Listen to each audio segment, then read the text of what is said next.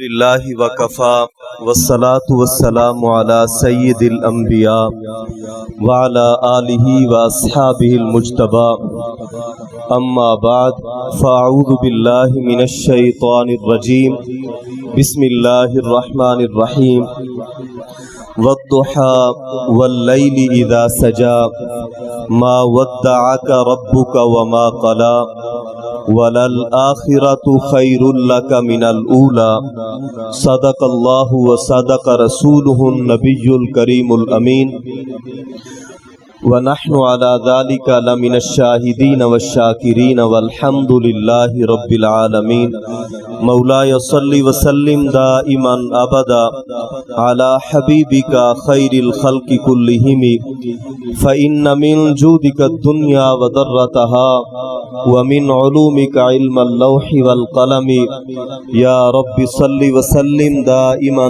ابدا على حبيبك خير الخلق كلهم محبت سے مل کے پڑھیے الصلاۃ والسلام علیک یا سیدی یا رسول اللہ وعلی آلک واصحابک یا سیدی یا حبیب اللہ الصلاۃ والسلام علیک یا سیدی یا رحمت للعالمین وعلی آلک واصحابک یا سیدی یا خاتم النبیین۔ کیا ہی ذوق افزا شفاعت ہے تمہاری واہ واہ، قرض لیتی ہے گناہ پرہیزگاری واہ واہ۔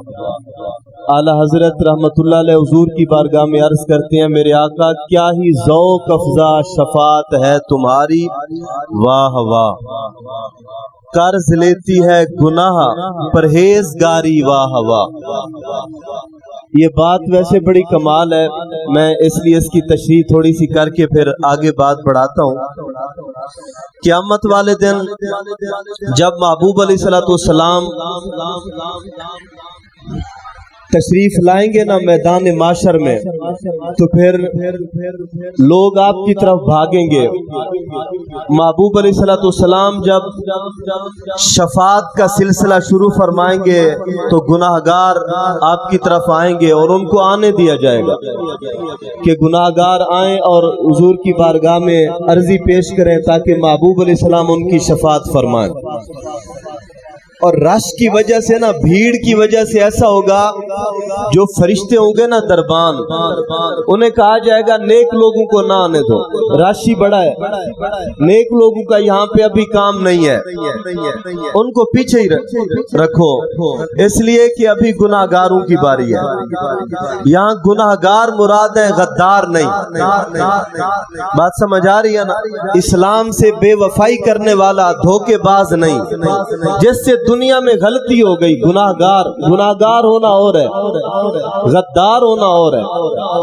تو گناہگار ایسے آگے آئیں گے، نیک لوگوں کو پیچھے روک لیا جائے گا کہ رش بڑا ہے، آپ لوگ کیوں ایسے بھیڑ بڑھانا چاہتے ہیں، لہذا تم پیچھے ہی رہو۔ لیکن ان کی وہ اتنی طویل مدت انتظار، نیک پارسا لوگ حضور سیدنا غوث اعظم جیسے اور سیدنا داتا علی حجویری جیسے، امام احمد رضا محدث بریلی جیسے، پیر مہر علی شاہ جیسے ایسی شخصیات، ان کو فرشتے کہیں گے یار تمہیں کیا ضرورت ہے، اللہ تعالیٰ نے تمہیں دنیا میں نیک بنایا، تمہیں آگے جانے کی، ابھی رش کیونکہ بڑا ہے تو گناہگاروں کو جانے دو، راستہ دو، ان کو روکا جائے گا۔ لیکن ان سے جو ہے نا وہ صبر نہیں ہوگا کہ ہم حضور سے دور ہو گئے، ہم نے ابھی جا کے مصافحہ کرنا ہے، محبوب علیہ السلام کی قدم بوسی کرنی ہے۔ تو پھر سیدی اعلیٰ حضرت فرماتے ہیں کہ اب فرشتے دیکھیں گے ہاں جی شفاعت کروانی ہے، ہر آنے والے سے پوچھیں گے، لوگ اپنے گناہ دکھائیں گے کہ یہ غلطیاں ہو گئی تھیں اس لیے شفاعت کے لیے آگے جانا ہے۔ تو نیک لوگوں کی غلطیاں نہیں ہوں گی، گناہ ان کے پاس نہیں ہوں گے، پھر یہ حضور تک پہنچنے کے لیے گناہگاروں سے ادھار گناہ مانگیں گے۔ یہ عجیب ہی بات ہے، گناہگاروں سے نا ادھار مانگیں گے بھی تھوڑا جی ہاں ایک گناہ ذرا میں نو بھی دے، میں محبوب علیہ السلام تک پہنچ جاؤں۔ پھر جب یہ لے کر آئیں گے نا حضور دیکھیں گے، مثلا सैयदना दाता अली उजवेरी, महबूब अलैहिस्सलाम देखे भाई अली उजवेरी ये क्या हुआ? अर्ज करेंगे हुजूर मैं आप तक पहुंचने के लिए रास्ते से लेके आया हूं। तो आला हजरत मुहद्दिस बरेली आप फरमाते हैं कि क्या ही ज़ौक़ अफ़ज़ा शफात है तुम्हारी वाह वाह, कर्ज लेती है गुनाह परहेजगारी वाह वाह, खामे कुदरत का हुस्ने दस्तकारी वाह वाह, क्या ही तस्वीर अपने प्यारे की संवारी वाह वाह। नूर की खैरात लेने दौड़ते हैं मेहरो माँ, सूरज और चांद, नूर की खैरात लेने दौड़ते हैं मेहरो माँ, उड़ती है किस शान से गर्दे सवारी वाह वाह। और मैं सदके इस इनाम पे, मैं कुर्बान इस इकराम के, हो रही है दोनों आलम में तुम्हारी वाह वाह। मैं सदके इस इनाम के, मैं कुर्बान इस इकराम के, हो रही है दोनों आलम में तुम्हारी वाह वाह। और पाराए दिल भी न निकला दिल से तोहफे में रजा, इन सगाने कू से इतनी जान प्यारी वाह वाह। आला हजरत अपने आप से फरमाते हैं, मदीना शरीफ गुजरते हुए मदीना शरीफ की गली में कुत्ता देखा तो आप अपने आप को कहने लगे भाई पाराए दिल भी न निकला दिल से तोहफे में रजा। फरमाया इमाम अहमद रजा तू कहता है मैं बड़ा मुहिब हूँ महबूब अलैहिस्सलाम का, हुजूर की गली के कुत्ते के लिए तूने अपना दिल निकाल के नहीं फेंका, अपना दिल निकाल के फेंकता, पाराए दिल भी ना निकला दिल से तोहफे में रजा, इन सगाने कू से इतनी जान प्यारी वाह वाह। अल्लाह ताला के फजल से आज का जो हमारा मौजू, मैं लेट हो गया, गाड़ी खराब हो गई मेरी, तो उस वजह से फिर और गाड़ी मंगवानी पड़ी। बहरहाल आज जो मौजू है ना, ये सैयदना मौला कायनात रदी अल्लाह ताला अन्हु,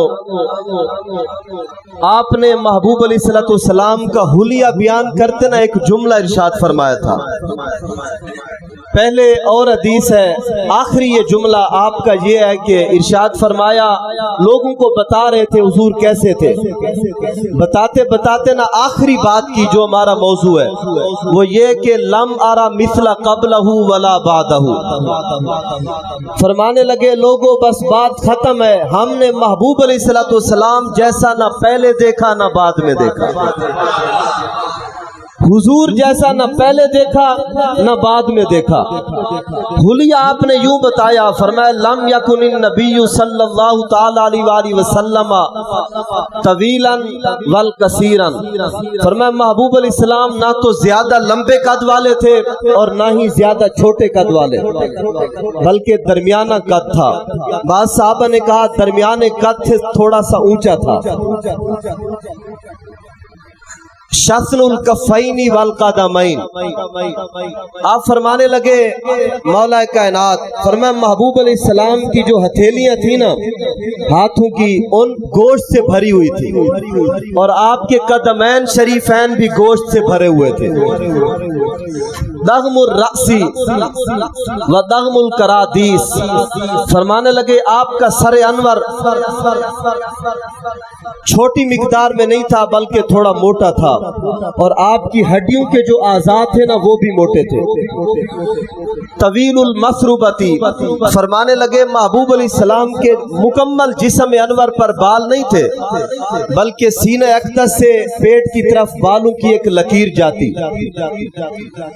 और साथ फरमाने लगे इज़ा मशा तकफ़ा तकफ़ुअन कअन्नमा यनहत्तु मिन नासाबिन। फरमाया कि जब प्यारे हबीब सल्लल्लाहु ताला अलैहि वसल्लम चलते ना, हुजूर ताकत के साथ चलते और अंदाज ऐसे होता था जैसे हुजूर ऊंचाई से नीचे को उतर रहे हैं। इस अंदाज से महबूब अलैहिस्सलाम चलते और आका करीम सल्लल्लाहु ताला अलैहि वसल्लम का जो चलने का अंदाज था ना, जिसको हम करते हैं ना पैदल वॉक करना, इस अंदाज से बाकी सहाबा साथ होते, महबूब अलैहिस्सलाम दौड़ नहीं लगाते थे। हुजूर आम روٹین میں پیدل واک کرتے اور پیچھے صحابہ کی دوڑیں لگی ہوتی تھی، اور اس پر ہمارے محدثین نے لکھا کہ جب محبوب علیہ السلام چلتے تو زمین سکڑتی آگے ہوتی، حضور ایسے چھوٹے چھوٹے عام روٹین کے قدم شریف آپ بھرتے یہاں تک کہ زمین آگے ہوتی اور پیچھے صحابہ۔ یہ جب بلکہ حضرت سعد بن معاذ رضی اللہ تعالیٰ عنہ کی جب شہادت کی خبر آئی نا حضور کو کہ سعد بن معاذ شہید ہو گئے، تو نبی پاک علیہ السلام مسجد میں تھے، حضور ان کے گھر کی طرف روانہ ہو گئے، اور آقا کریم علیہ السلام ایسے ہی واک فرما رہے تھے اور تیزی سے چل رہے تھے واک کے اندر ہی، اور صدیق اکبر فرماتے ہیں میں بہت تیزی سے پیچھے دوڑ رہا تھا اور میں قریب نہیں آ سکتا تھا۔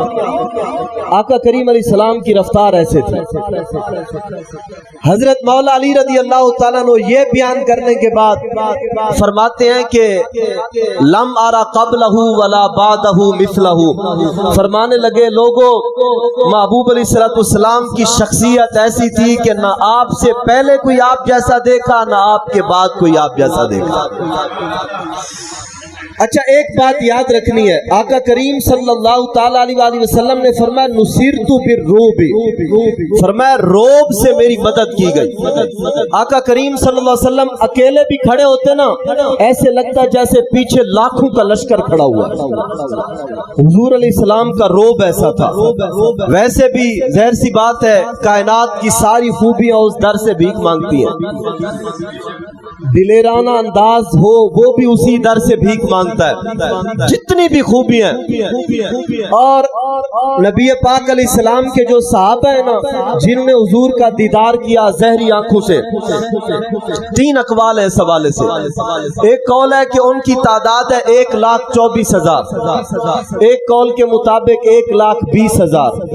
شیخ عبد الحق محدث دہلوی رحمۃ اللہ علیہ نے مدارج النبوہ میں لکھا کہ 1,44,000 یہ حضور کے صحابہ، اور ان میں بہت تھوڑے یعنی چند گنتی کی شخصیات ہیں جنہوں نے محبوب علیہ السلام کا حلیہ بیان کیا، جنہوں نے بتایا حضور علیہ السلام کا حلیہ کیسا تھا۔ ہر بندہ بیان نہیں کر پایا، اس کی وجہ یہ تھی کہ ہر بندہ آنکھ لگا کے دیکھ نہیں سکتا تھا۔ حضور کی بارگاہ میں جو بھی آتا اس کی آنکھیں جھک جاتی تھی، جو بھی آتا اس کی آنکھیں جھک جاتی تھی، اور جس نے ایک جھلک دیکھ لی نا محبت سے دل میں بغض نہ ہو، جب جس کے دل میں بغض آتا میرا رب اس سے ہدایت چھین لیتا تھا، اللہ نے ہدایت ہی چھین لی۔ بغض کے بغیر جس نے ایک جھلک دیکھی وہ پھر ہمیشہ کے لیے غلام ہو گیا۔ ایک تابعی ہے حضرت ابو اسحاق، آپ فرماتے ہیں کہ حضرت برا بن عازب رضی اللہ تعالیٰ عنہ یہ صحابی رسول ہیں اور ان کی بڑی شان ہے، ان کا الگ ہی مقام ہے برا بن عازب کا۔ میں پہلے ان کی روایت سناؤں پھر میں ان کے بارے میں بتاتا ہوں۔ حضرت برا بن عازب، حضرت ابو اسحاق فرماتے ہیں مجمع تھا، ہزاروں لوگ موجود تھے، حضرت برا بن عازب آئے تو لوگوں نے کہا جی محبوب علیہ السلام کا حلیہ بتائیں، حضور کا حسن کیسا تھا بیان کریں۔ حضرت برا بن عازب بتاتے رہے۔ حضرت ابو اسحاق فرماتے ہیں ایک شخص نے سوال کیا، الگی سال رجل البراء بن عازب اکان وجہ رسول اللہ صلی اللہ تعالی علیہ وسلم مثل سیفی، فرماتے ہیں جب آپ بیان فرما رہے تھے نا تو ایک بندہ کھڑا ہو گیا، اس نے کہا محبوب علیہ السلام کا چہرہ انور چمکدار تھا، تلوار کی طرح چمکدار تھا۔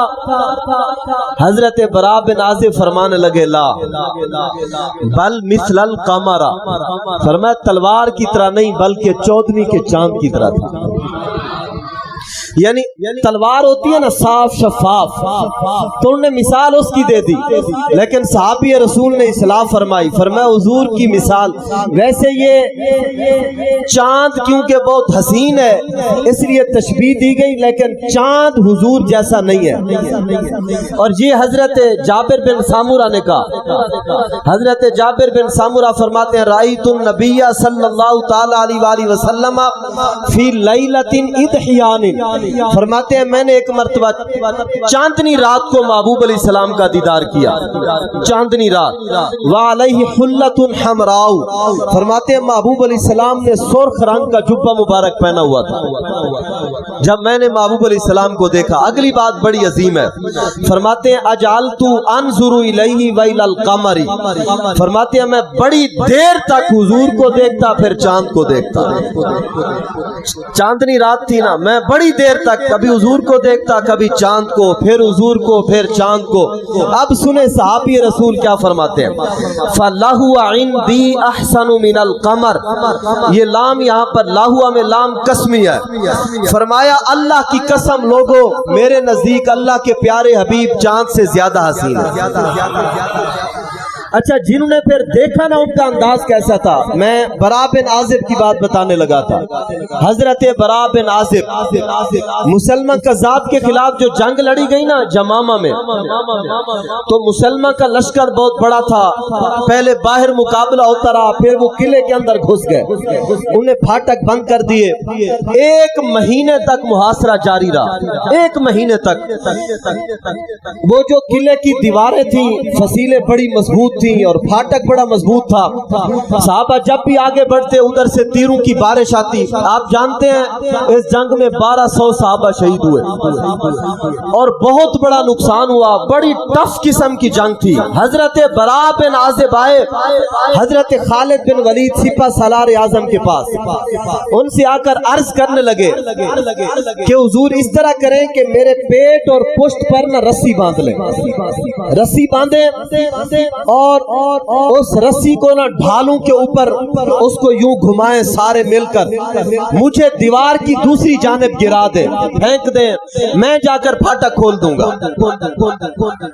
سمجھ آئی بات کی؟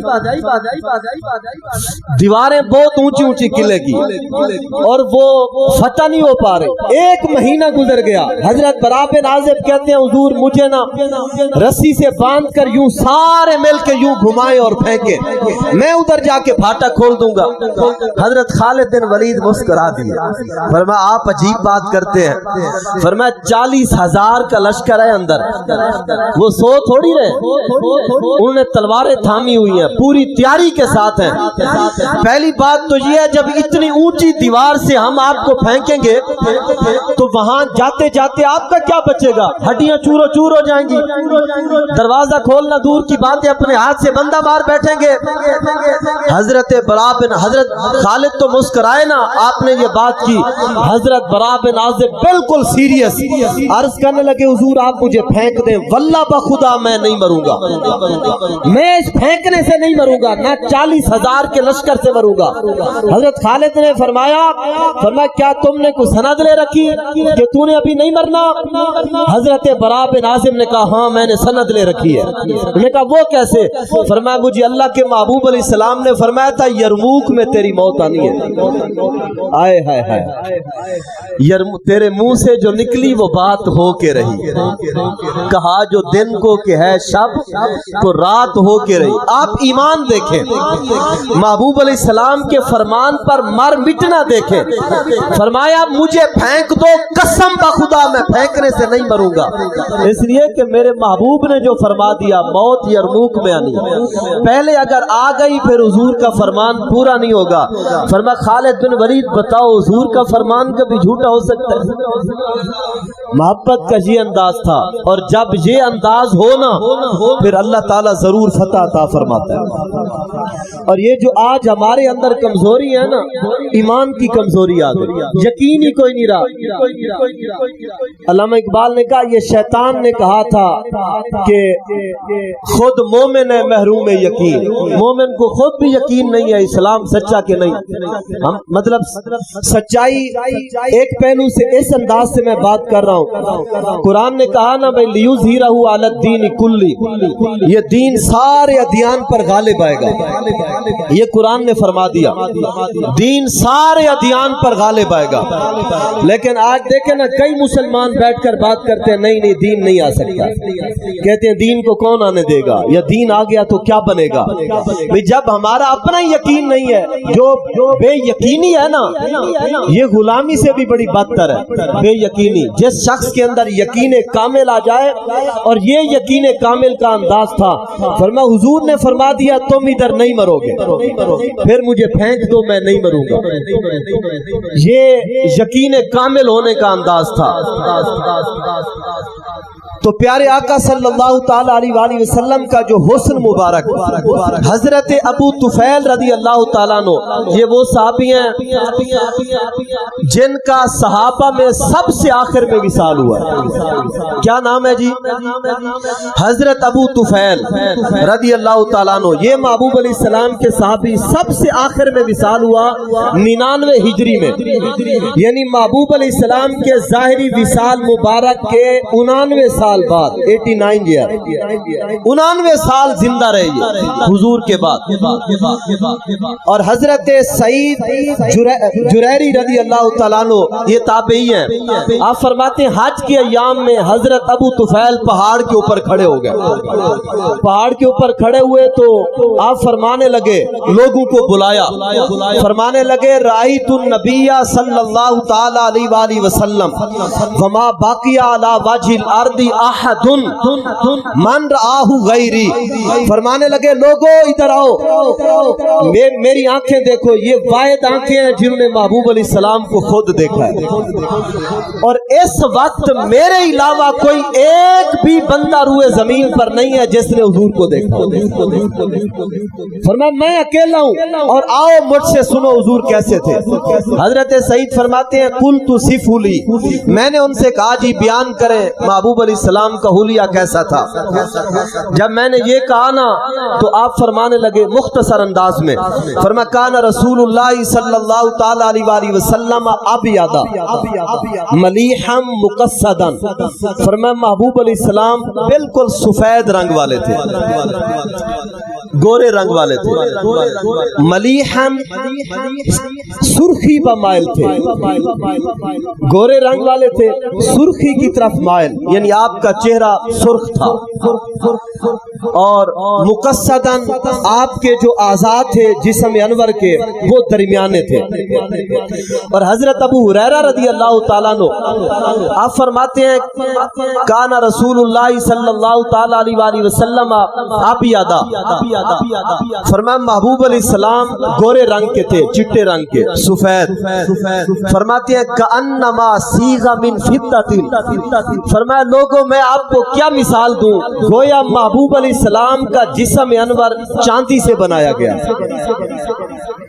اچھا یہ جو تشبیہ ہے نا چاندی کی، یہ بھی صرف سمجھانے کے لیے، فرمایا چاندی سے آپ کا جسم انور بنایا گیا، اور ساتھ فرمانے لگے راجل الشعری راجل الشعری، فرمایا آپ کے بال مبارک جو تھے نا وہ کچھ گھنگریالے تھے،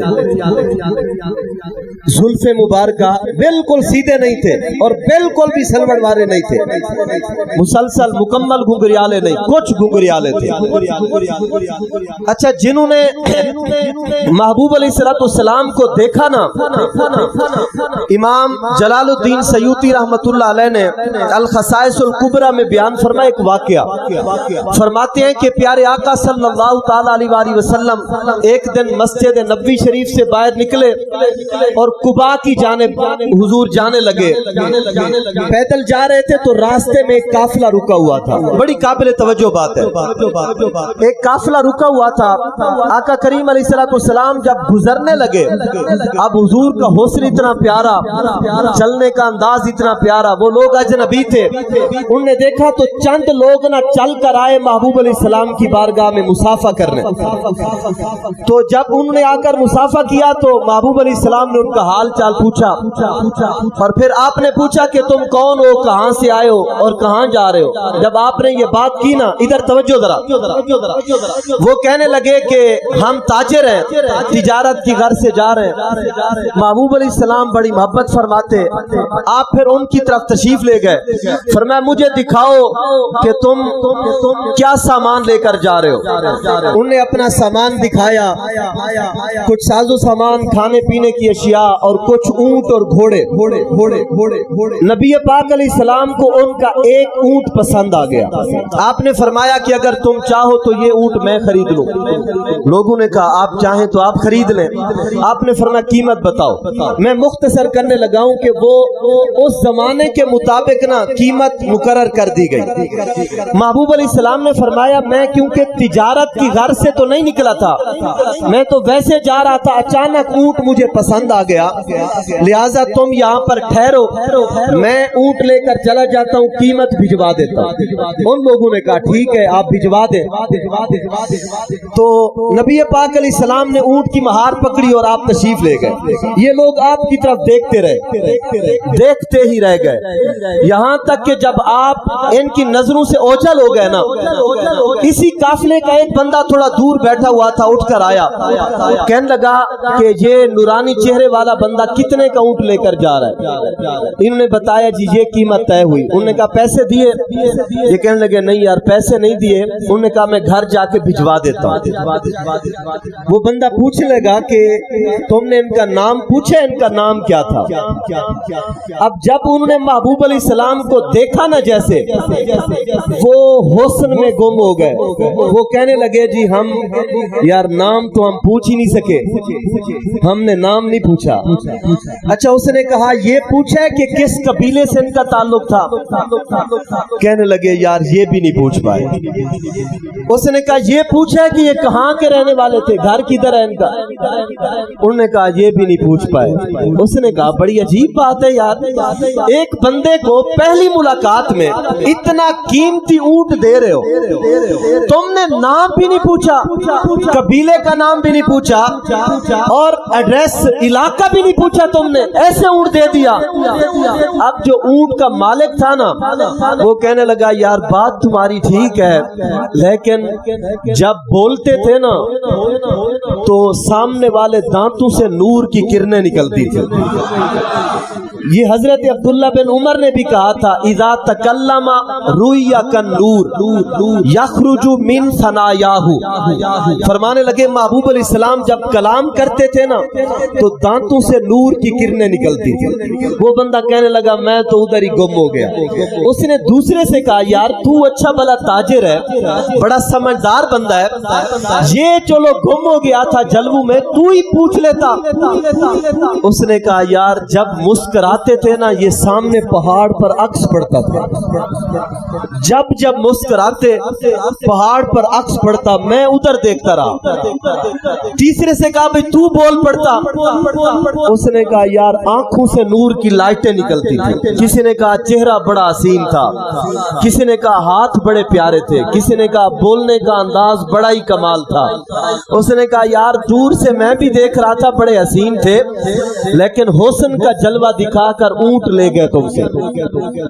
اب جب یہ باتیں ہو رہی تھی ساتھ ہی اس قافلے کے سردار کی بیوی کا خیمہ تھا. اس نے نا پردہ ہٹایا, کہنے لگی میری بات سنو, اگر یہ نورانی چہرے والا بندہ قیمت نہ دے پھر قیمت مجھ سے لے لینا.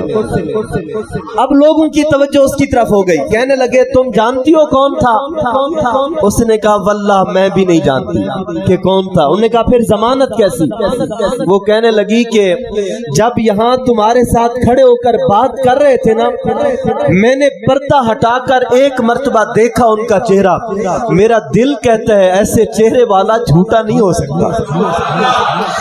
ابھی یہ باتیں کر رہے تھے تو دو بندے گھوڑے پر آئے. انہوں نے کہا ہمارے آقا علیہ السلام اونٹ تم سے لے کر گئے.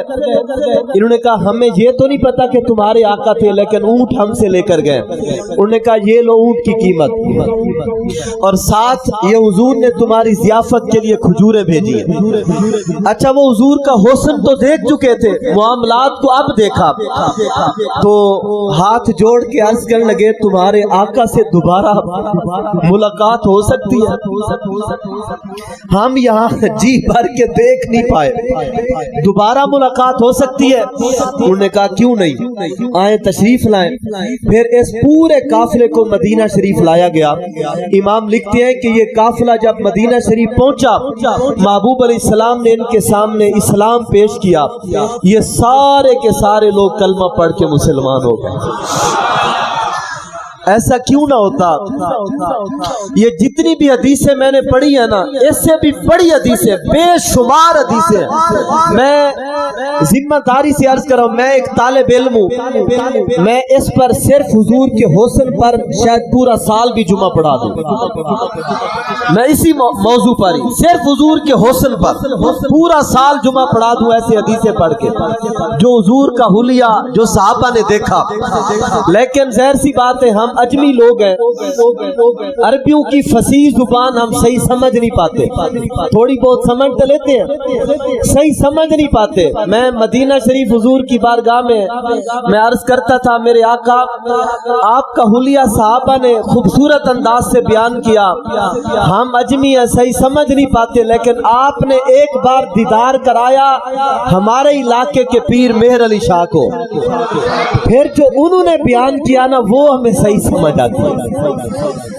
اچھا پیر صاحب کو نا ایک دیدار ہوا، وہ بھی خواب میں، صرف خواب میں دیدار کیا، تو پیر صاحب نے خود لکھا، فرماتے ہیں جس کو خواب میں حضور کا دیدار ہو جائے وہ ولایت کے 30,000 مراتب طے کر جاتا ہے، 30,000 درجے ولایت کے طے کر جاتا ہے۔ پیر صاحب کو وادی ہمرا میں مینا کے قریب وہاں پر آپ کو دیدار ہوا، وادی ہمرا میں آپ سوئے ہوئے تھے، خواب میں حضور تشریف لائے، آپ نے عصر کی سنتیں نہیں پڑھی تھی، یہ جو غیر موقع ہے، حضور خواب میں تشریف لائے، فرمایا میرا بیٹا ہو کے سنتیں چھوڑ دی، اور پھر جب اٹھے نا پیر صاحب نے پتہ کیا کہا، فرماتے الطیف سرا من طلعتہ والشدو بدا من وفرتہ فسکرت ہنا من نظرتہ نینا دیاں فوجاں سر چڑھیاں۔ فرماتے خواب میں حضور کو دیکھ کر میں بے ہوش ہو گیا، خواب میں حضور کو دیکھا تو میں بے ہوش ہو گیا۔ فرماتے ہیں دو ابرو کوس مثال دسن جے تو نوکے میادے تیر چھٹن لبا سرخا کھا کے لال یمن چٹے دند موتی دیاں ہن لڑیاں اس صورت نو میں جان آکھاں کہ جان جہان آکھاں سچ آکھاں تے رب دی میں شان آکھاں جس شان تو شانہ سب بڑیاں اے صورت شالہ پیش نظر رہے وقت نزات روز حشر وچ قبر تے پل تھی جد ہو سی گزر سب کھوٹیاں تھی سن تد کھریاں لہاؤ مختو مخطط برد یمن لہاؤ مختو مخطط برد یمن من بھاوری جھلک وکھاؤ سجن اوہ مٹھیاں گالیاں لاؤ مٹھن جڑا ہمرا وادی سن کریاں انہاں روندیاں تے کرلاندیاں تے لکھ واری صدقے جاندیاں تے انہاں وردیاں مفت وکاندیاں تے شالا وت بھی آمن او گھڑیاں۔ اچھا یہ جو دو شعر ہیں نا میں ان کو نہیں پڑھتا تھا، ویسے یہ جو پیر صاحب کا کلام ہے میں نے درمیان سے شعر چھوڑے ہیں، لمبا کلام ہے یہ، میں الحمدللہ یہ وظیفے کے طور پہ پڑھتا ہوں، میں اپنے بچوں کو دودھ پیتے بچوں کو روزانہ ان کے کان میں یہ سنایا کرتا تھا، ہر روز وظیفے کے طور پر سورہ یاسین شریف کے ساتھ ساتھ پیر صاحب کا یہ کلام سناتا تھا۔ میں یہ دو شعر نہیں پڑھتا تھا، کیوں؟ میں نے اپنے استاد گرامی حضور قبلہ امیر المجاہدین علامہ خادم حسین رضوی صاحب رحمۃ اللہ علیہ، میں نے ایک دن ان سے نہ سوال کیا، گھر میں بیٹھے ہوئے تھے، میں نے کہا حضور کبھی آپ کو حضور کا دیدار ہوا؟ استاد صاحب بڑے گرم ہو گئے، بہت زیادہ جلال میں آ گئے، مجھے فرمانے لگے بے وقوف آدمی تو نے کیا بات کر دی؟ فرمایا کتوں کا کیا کام ہوتا ہے وہ حضور کے دیدار کی بات کریں؟ فرمایا ہم کتے ہیں پہرا دینے والے، کتے کا کام ہوتا ہے باہر بیٹھے پہرا دے، فرمایا اس کا کیا کام اندر جھانکے، مالک کے پاس کون بیٹھا ہے، کون آ رہا ہے، کون جا رہا ہے؟ استاد صاحب نے کوئی 10 مرتبہ مجھے جھنجھوڑا، فرمایا توبہ توبہ توبہ تم نے کیا بات کر دی؟ فرمایا ہماری اوقات ہے ہم حضور کا دیدار ہم نے کبھی آرزو بھی نہیں کی، میں ڈر گیا. میں یہ پھر شعر نہیں پڑھتا تھا جس میں یہ پیر صاحب نے کہا. یہ بڑے عرصے کے بعد میرے استاد صاحب شیخ الحدیث مفتی محمد اسد اللہ نوری صاحب ایک مرتبہ ان سے ایسے بات ہوئی تو استاد فرمانے لگے آپ پڑھا کریں لیکن اس نیت سے کہ یہ پیر صاحب پڑھ رہے ہیں. ان کا لکھا ہوا میں پڑھ رہا ہوں, اپنی طرف سے نہیں. ہماری کیا اوقات ہے. پیر صاحب نے ایک جھلک دیکھی وہ بھی خواب میں. اللہ اکبر. پیر صاحب تھے محدث, پڑھاتے تھے, حدیث پڑھاتے, ساری زندگی آپ نے پڑھایا, لیکن جب آپ نے خواب میں حضور کو دیکھ لیا نا پھر ہر چیز چھوٹ گئی, ہر چیز چھوٹ گئی. مدرسہ چھوڑ کے راوی کے کنارے آ گئے. 2 سال تو شاگرد بھی تلاش کرتے رہے پیر صاحب کدھر گئے. پیر صاحب ہوش بھی کھو بیٹھے. فرماتے تھے روندیاں نینا نو سمجھا رہی, لکھیا پڑھیا سب بھلا رہی, ایک نام سجن دا گا رہی, رگ رگ تے لولو ساہا نال, دل لگیا بے پرواہ نال, کیتی بھوج کے وہاں کباب ہوئے, پیتے بعد شراب خراب ہوئے, سرشارتے بے تاب ہوئے, انہاں خونیا مست نگاہاں نال, کیتی وچ غما غلطان ہوئے, اندر یاد سجن مستان ہوئے, حیران تے بہو پریشان ہوئے, انہاں پیچیاں زلف سیاہاں نال, میرے علی تو کون بیچارہ. اپنے آپ کو پیر صاحب کہتے ہیں میرے علی تو کون بیچارہ, نپٹ لاشے او گھن ہارا, چاہ کے سر تے اے بندہ بھارا, لاویں پرید تشان. پیر صاحب کہتے ہیں سبحان اللہ ما اجمالہ کا ما احسنہ کا ما اکمالہ کا, کتھے مہر علی کتھے تیری ثنا, اے گستاخ اکھیاں کتھے جا لڑیاں. امام احمد رضا محدث بریلی فرماتے ہیں لم یأتی نظیرک فی نظر مثلے تو نہ شد پیدا جانا, جگ راج کو تاج تو رے سر سو, ہے تجھ کو شہ دوسرا جانا. پیر صاحب نے اعلیٰ حضرت نے 4 زبانوں میں یہ کلام لکھا. البحر علا والموج طغا, من بے کس و طوفان ہوش ربا, مجھ دھار میں ہوں بگڑی ہے ہوا, موری نیا پار لگا جانا, آنا فی تشیم و سخا کا تم, اے گیسوئے پاک اے ابر کرم, برسن ہارے رم جھم دو بوند ادھر بھی گرا جانا.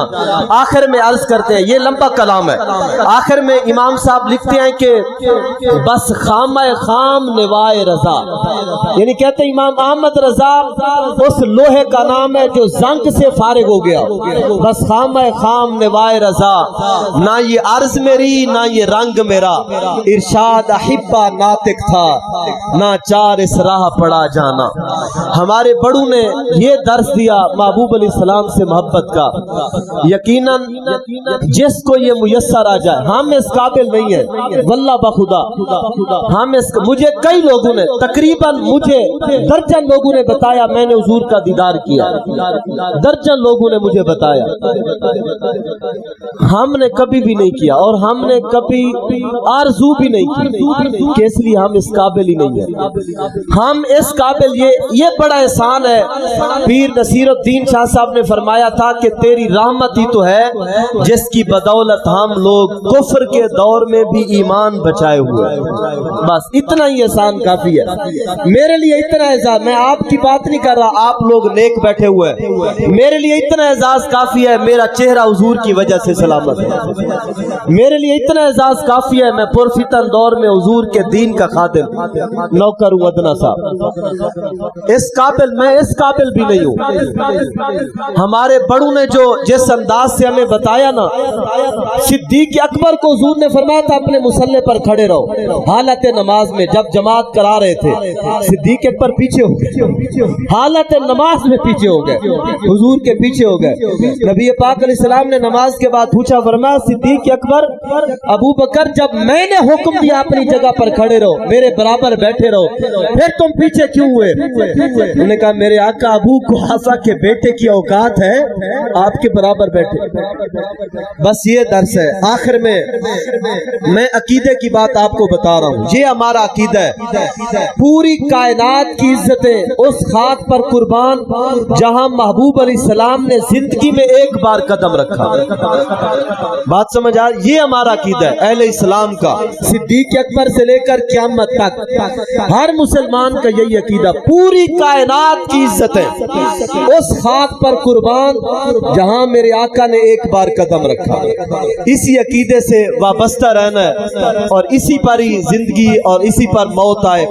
आखिर में रहेगा यूं ही उनका, रहेगा यूं ही उनका, जोर से जरा, रहेगा यूं ही उनका, और रहेगा यूं ही उनका, रहेगा यूं ही उनका। वमा अलैया इल्लल बलाग।